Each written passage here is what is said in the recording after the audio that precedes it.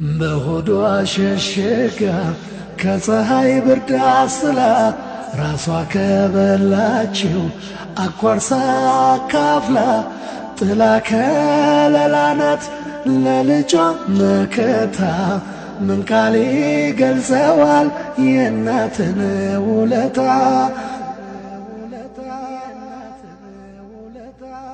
እሷ የበረዳት ልጇን ታሞቃለች ተርባ ተጠንታ ግዷን ታጠባለች ስለ ፍቅር ብላ መስዋዕት ሆናለች የአላህን ሙሐባ ታንጸባርቃለች